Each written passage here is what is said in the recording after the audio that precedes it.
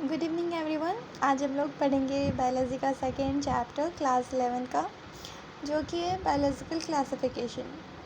हम लोग इसमें क्या देखेंगे, हम लोग अभी ओवरऑल व्यू देखते हैं कि इस फर्स्ट पेज में क्या दिया हुआ है, बायोलॉजिकल क्लासिफिकेशन क्या है। तो bio it means life, logy it means study, so study of life that is biology. And जो लिविंग ऑर्गेनिज्म है ना, जितने भी लिविंग ऑर्गेनिज्म है, सभी को क्लासिफाई किया गया, सभी को एक कैटेगरी में डाला गया, क्लासिफाई किया गया, उनके कुछ फीचर्स हैं उनके अकॉर्डिंग। तो जो क्लासिफिकेशन है वो सबसे पहले एक साइंटिस्ट है एरिस्टोटल साहब। अब बेटा एरिस्टोटल साहब क्या है, इन्होंने किस आधार पे कर दिया क्लासिफाई। उन्होंने देखा मॉर्फोलॉजिकल कैरेक्टर, भैया कैसे दिख रहे हैं ये लोग, कैसे दिख रहे हैं। अब उन्होंने किन को देख के क्लासिफाई किया। एक तो उन्होंने दो चीज़ों को क्लासिफाई किया, पहला तो प्लांट को क्लासिफाई किया, दूसरा एनिमल को क्लासिफाई किया। अब जो ये प्लांट थे ना, अब जो प्लांट थे उनको ऐसे देखा, उनको सीधा क्लासिफाई कर दिया उनके मॉर्फोलॉजिकल कैरेक्टर के आधार पे। अब मॉर्फोलॉजिकल कैरेक्टर क्या होते हैं, वैसा कैरेक्टर जो दिख जाता है। प्लांट लंबे हैं, ये तो दिख रहा है लंबे हैं, मॉर्फोलॉजिकल कैरेक्टर है। प्लांट छोटे हैं, दिख रहा है ये छोटे हैं, हम लोग देख सकते हैं, ये मॉर्फोलॉजिकल कैरेक्टर है। प्लांट में फ्रूट्स हैं, प्लांट में फ्लावर हैं, प्लांट में लीव्स हैं, किस तरह का प्लांट है, तो हम लोग ये देख के बता सकते हैं। तो ऐसे ही जो एरिस्टोटल साहब थे, साइंटिस्ट हैं एरिस्टोटल, तो उन्होंने ऐसे मॉर्फोलॉजिकल कैरेक्टर को देखा और प्लांट को क्लासिफाई कर दिया। अब प्लांट को कितने में क्लासिफाई किया, 3 कैटेगरी में, एक तो श्रब्स में, एक हर्ब्स में और एक ट्रीज़ में। अब sir shrubs, herbs and trees कैसे कैसे प्लांट्स हो गए। अब जो हर्ब्स हैं, जैसे कि हम पुदीना का पौधा ले लें, मिंट प्लांट। अब मिंट प्लांट, जो छोटे छोटे प्लांट्स हैं उनको हम हर्ब्स बोलते हैं। जो हर्ब्स हैं, जैसे कि हम हिबिस्कस प्लांट ले लें, जो हिबिस्कस का जो प्लांट है वो श्रब्स हो गए। जैसे रोज़ प्लांट ले लें, वो सब श्रब्स हो गए। अब ट्री में क्या क्या आ गए, अरे बहुत बड़े बड़े जो पेड़ हैं, बहुत बड़े बड़े जो ट्रीज़ हैं वो सब आ गए इनमें। तो एरिस्टोटल ने 3 कैटेगरी में डिवाइड किया, एक श्रब्स डिवाइड किया, एक हर्ब्स डिवाइड किया, एक ट्री डिवाइड किया। और ये तीनों किसके हैं कैटेगरी, प्लांट के। अब उन्होंने प्लांट को देखा और उनके मॉर्फोलॉजिकल कैरेक्टर, ऐसा कैरेक्टर जो देख पाएँ, उनके अकॉर्डिंग प्लांट को 3 कैटेगरी में डाल दिया, एक हर्ब्स, एक श्रब्स एंड एक ट्रीज़। अब आती है बात एनिमल्स की। अब एनिमल्स में क्या किया उन्होंने, एरिस्टोटल साहब ने एनिमल्स को काट के देखा। भाई नॉन वेजिटेरियन थे, काट के देखा उन्होंने एनिमल्स को, काट के देखा। फिर देखते हैं कि किसी में रेड ब्लड है, जिसमें लाल खून है, किसी में लाल खून नहीं है, रेड ब्लड नहीं है। तो उसके आधार पे उन्होंने रेड ब्लड के आधार पे उन्होंने डिफाइन कर दिया एनिमल्स को। अब किस ग्रुप में डिफाइन किया रेड ब्लड के आधार पर, 2 ग्रुप्स में। एक है वैसे एनिमल जिनके पास रेड ब्लड है, एक वैसे हैं जिनके पास रेड ब्लड नहीं है। अब जिनके पास रेड ब्लड है उनको किस में रख दिया, उनका अलग ही नाम रख दिया, इनाइमा। और जिनमें नहीं है एनाइमा। तो उनके बाद अब एक और आते हैं साइंटिस्ट साहब, लीनियस साहब। इन्होंने तो 2 किंगडम क्लासिफिकेशन सिस्टम दिया, अब किंगडम कौन कौन से थे? इन्होंने बोला कि मैं तो 2 किंगडम क्लासिफिकेशन सिस्टम दूंगा, 2 किंगडम क्लासिफिकेशन सिस्टम दिया इन्होंने। अब ये क्या बोले कि प्लांट और एनिमल किंगडम, नहीं ये नाम तो ठीक नहीं लग रहा, चलो इनका नाम थोड़ा डिफरेंट तरीके से बोलते हैं। तो उन्होंने प्लांट को किस तरह से प्रोनाउंस किया? उन्होंने बोला एक किंगडम सिस्टम हम रखते हैं प्लांटे, दूसरा रखते हैं एनिमेलिया। और प्लांटे में जितने प्लांट्स आ गए प्लांट्स होंगे, एनिमल्स एनिमेलिया। तो इनका जो क्लासिफिकेशन करने का जो बेसिस था, किस आधार पर क्लासिफिकेशन किए? इन्होंने बस देखा कि जिसके पास सेल वॉल है वो हो गया प्लांट्स, जिसके पास सेल वॉल नहीं है वो हो गया एनिमल। अब ऐसे एनिमल्स जिनके पास सेल वॉल है, जैसे कि या फिर फंगी, कुछ फंगी है जिनके पास सेल वॉल है, प्लांट में डाल दिए। तो ऐसे बहुत सारे ऐसे भी ऑर्गेनिज्म थे, ना प्लांट में फिक्स हो रहे थे ना एनिमल में। तो उनका जो पहला बेसिस था जिसके आधार पर उन्होंने क्लासिफाई किया था वो था cell wall. Cell wall present है तो प्लांटे हो गए, सेल वॉल नहीं है तो एनिमेलिया हो गए। तो उसके बाद से बहुत समय के बाद उनका जो सिस्टम था ना, 2 किंगडम क्लासिफिकेशन सिस्टम, फेल होने लगा। मतलब सब ने बोला न्यू किंगडम क्लासिफिकेशन सिस्टम आना चाहिए, बस हम सेल वॉल के आधार पर डिवाइड कर देंगे, ये तो चलेगा नहीं।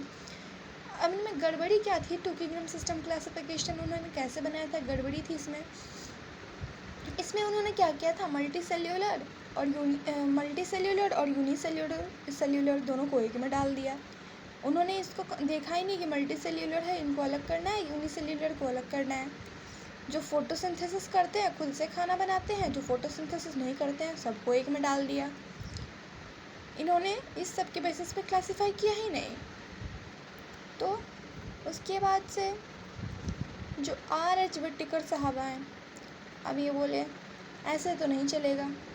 अब उनका जो बेसिस था क्लासिफिकेशन का वो किस? R.H. विट्टिकर साहब ने 5 किंगडम सिस्टम क्लासिफिकेशन दिया। उन्होंने 5 किंगडम सिस्टम क्लासिफिकेशन दिया। तो सबका डिमांड क्या था पहले कि अभी 2 किंगडम क्लासिफिकेशन सिस्टम से तो चलेगा नहीं काम।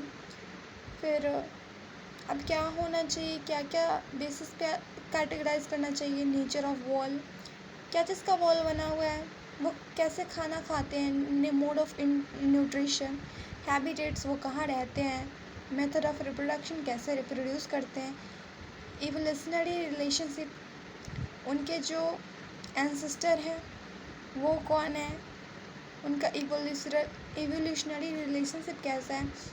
तो इस सब चीज़ पे उन्होंने बोला कि इस सब चीज़ पे भी कैटेगराइज होना चाहिए। फिर ऐसे करके 3 किंगडम, 4 किंगडम एंड लास्टली ये आए कि R.H. विट्टिकर साहब अच्छे से इन्होंने सारा ही चीज़ सोच के, इस सारी चीज़ को देखने के बाद 5 किंगडम क्लासिफिकेशन सिस्टम दिया। अब कब दिया इन्होंने 5 किंगडम क्लासिफिकेशन सिस्टम? R.H. विट्टिकर साहब, इनका नाम था रॉबर्ट विट्टिकर, जो इन्होंने दिया 1969 में 5 किंगडम सिस्टम क्लासिफिकेशन प्रपोज किया। अब ये कौन कौन से 5 किंगडम कौन कौन से थे? ये किंगडम्स थे kingdom Monera, kingdom protista, kingdom fungi, kingdom Plantae, kingdom animalia. अब जो किंगडम प्लांटे और एनिमेलिया थे ना, सारे ही जितने भी सिस्टम आए थे, 2 किंगडम सिस्टम हो, 3 किंगडम सिस्टम हो, 4 किंगडम सिस्टम हो, 5 किंगडम सिस्टम हो, सारे में ये दोनों प्रेजेंट थे। किंगडम प्लांटे, एनिमेलिया सभी में थे। तो इनका जो बेसिस था, किस आधार पे इन्होंने कैटेगराइज किया था 5 किंगडम सिस्टम, किस आधार पे दे दिया इन्होंने?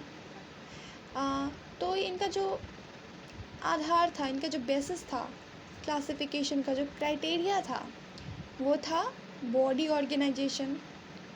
बॉडी ऑर्गेनाइजेशन कैसा है? सेल्यूलर है,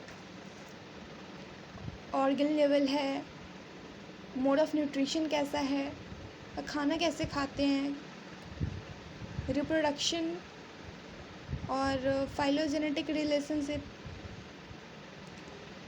सेल स्ट्रक्चर क्या है। सो इन सारी ही चीज़ पे देखते हुए इन्होंने 5 किंगडम सिस्टम क्लासिफिकेशन दिया। अब इन सबसे इम्पोर्टेंट टेबल है एनसीईआरटी का, उसे शॉर्ट रिवीजन आप कर सकते हो। जैसे आपको सारे 5 किंगडम सिस्टम को कंपेरेटिवली यहाँ पे बताया गया। तो पहला तो है मोनेरा। मोनेरा का सेल टाइप कैसा है? मोनेरा प्रोकैरियोटिक है। अभी प्रोकैरियोटिक क्या होता है? प्रोकैरियोटिक यानी कि उनमें वेल डिफाइंड न्यूक्लियस नहीं है, उनमें न्यूक्लियस बहुत अच्छी तरह से डिफाइंड नहीं है, या तो है ही नहीं या तो अच्छे से तरह से डिफाइंड नहीं है। अब हो गया प्रोटिस्टा, फंजाई, प्लांट, एनिमलिया, सारे ही यूकैरियोट है एक्सेप्ट मोनेरा। मतलब कि सारे प्रोटिस्टा, फंजाई, प्लांट, एनिमलिया सबके सब यूकैरियोट है, सबके पास वेल डिफाइंड न्यूक्लियस है। बेचारा मोनेरा एक तो एक्सेप्शन में आ गया, भाई मेरे पास तो वेल डिफाइंड न्यूक्लियस है ही नहीं, मैं प्रोकैरियोट हूँ, ठीक है। मोनेरा प्रोकैरियोट है, मोनेरा का जो सेल टाइप है वो प्रोकैरियोटिक है। Protista eukaryotic, fungi eukaryotic, Plantae eukaryotic, Animalia eukaryotic. अब सेल वॉल की बात करें तो नॉन सेल्यूलर है। किसका सेल वॉल? नॉन सेल्यूलर है सेल वॉल मोनेरा का। सेल्यूलोज से मिलके नहीं बना है, सेल से मिलके नहीं बना है, पॉलीसैकेराइड और अमीनो एसिड से मिलके बना है मोनेरा का सेल वॉल। प्रोटिस्टा में सेल वॉल प्रेजेंट है, फंजाई में सेल वॉल प्रेजेंट है, लेकिन जो फंजाई का सेल वॉल है वो काइटिन से मिलके बना है, काइटिन का है वो। फंजाई का सेल वॉल काइटिन का है। प्लांट का सेल वॉल सेल्यूलोज का है। एनिमल में तो पाया ही नहीं जाता, मेरे पास सेल वॉल नहीं है। एनिमलिया कहता है मेरे पास सेल वॉल नहीं है, एब्सेंट है। सो एनिमलिया में सेल वॉल एब्सेंट है। न्यूक्लियर मेम्ब्रेन की बात करें भैया, पहले हम लोग क्या पढ़े हैं? प्रोकैरियोटिक कौन है? मोनेरा है, इकलौता है जो प्रोकैरियोटिक है किंगडम। तो मोनेरा किंगडम प्रोकैरियोटिक है, बाकी यूकैरियोटिक है। तो मोनेरा प्रोकैरियोटिक मतलब वेल डिफाइंड न्यूक्लियस नहीं है, तो न्यूक्लियर मेम्ब्रेन कहाँ से आया? न्यूक्लियर मेम्ब्रेन भी तो नहीं होगा। अब जिनके पास वेल डिफाइंड न्यूक्लियस है उनके पास तो न्यूक्लियर मेम्ब्रेन होगा ना। तो यहाँ से ये हम बता सकते हैं कि only protista is a prokaryotic which do not have a nuclear membrane. बाकी monera is a prokaryotic which do not have a nuclear membrane. बाकी सारे में प्रोटिस्टा, फंजाई, प्लांट, एनिमलिया सारे ही यूकैरियोटिक है, अभी सब सारे में ही न्यूक्लियर मेम्ब्रेन प्रेजेंट है। बॉडी ऑर्गेनाइजेशन जो मोनेरा है वो सेल्यूलर है, cellular level of body organisation found in monera. Protista same, cellular level of body organisation is found in protista. Fungi multi cellular, loose tissue भी बोल सकते हैं, multi cellular है body organisation. Plant tissue level of organisation और organ level of organisation. Animalia tissue, organ या organ level of organisation.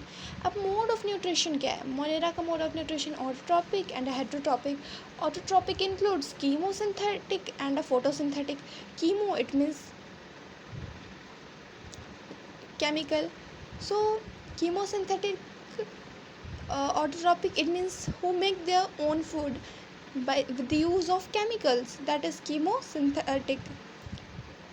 And who use photo light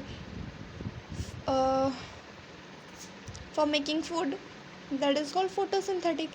And heterotrophic especially saprophytic and parasitic. Saprophytic वैसे जो dead and decaying matter में पाए जाते हैं, saprophytic are those organism which are found on dead and decaying matter.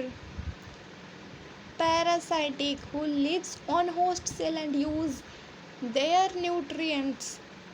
Parasitic जो दूसरों पे पाए जाते हैं, just like for example round worm, यह इंडो पैरासाइट। ये कहाँ पाया जाता है? अंदर स्टमक में, स्टमक नॉट इंटेस्टाइन बोल सकते हैं। अब protista, mode of nutrition autotrophic, protista autotrophic and heterotrophic. Autotrophic photosynthetic है, only photosynthetic. Fungi only heterotrophic, that is saprophytic and parasitic. Plantae that is autotrophic, photosynthetic. Animalia heterotrophic, that is holozoic and parasitic. Thank you. We will do next rest of the part in